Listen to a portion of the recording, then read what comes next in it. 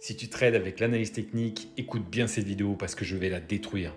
Alors en fait, c'est pas moi qui l'a détruit, c'est Kevin Rink, qui est un chercheur de l'université de Goethe à Francfort. Cette étude porte sur plus de 6000 patterns de l'analyse technique sur environ 50 marchés. C'est pour vous dire qu'elle est énorme. Merci Kevin Rink. Tous les signaux et les stratégies ont été comparés au buy and hold, qui est la référence, le benchmark quand on fait ce genre d'études.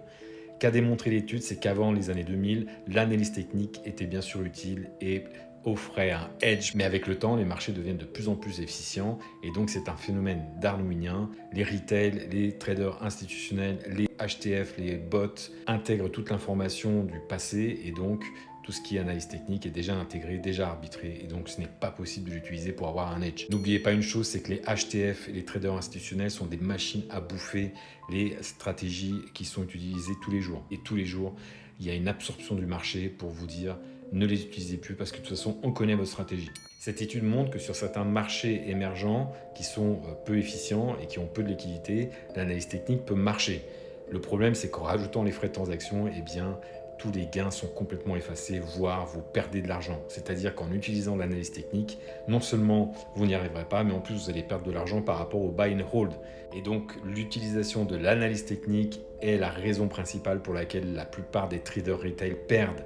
Vous ne devez pas utiliser l'analyse technique comme la plupart des indicateurs historiques pour trader.